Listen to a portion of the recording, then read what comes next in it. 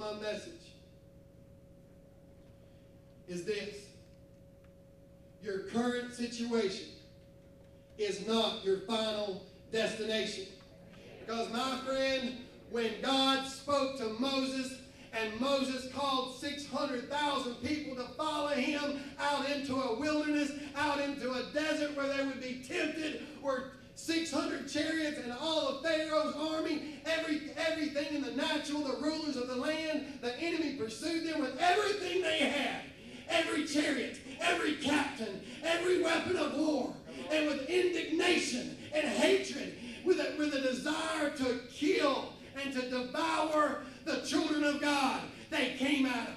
They're back against the wall. Is your back against the wall this morning? Have you felt like that your enemies have encamped around you, and for 10 times the Lord has told you he was going to deliver you, but that Satan has not let go of you. He's not let go of your throat and your life, and he's trying to choke the very destiny out of your life. And you've got nowhere else to go. And you've thought in your mind, should I have stayed in Egypt? Should I go back to the lifestyle that I left when God called me out of it? And my question is, what kept Moses moving forward?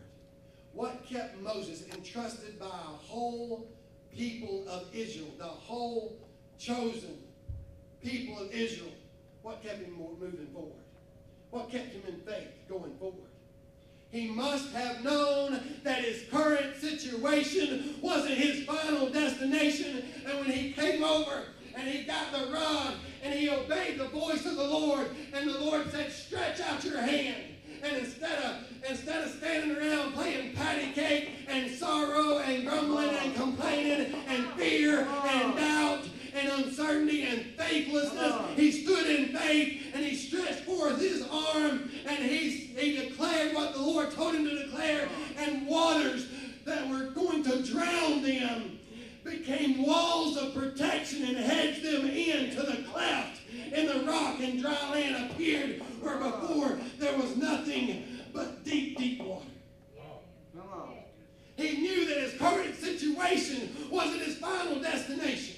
And what about Joseph when his brothers got envious and jealous? I know that some people are jealous of you. I know that they're envious of you. I know that people are talking about you and doubting you and saying that you're not authentic and you're not real and you're not genuine, and it's all a bunch of sensationalism. It's all just a bunch of emotions. But I'm telling you, when they threw Joseph in that well, he was destined for death. But what kept him alive in the bottom of that well was the Holy Spirit of God and a seed of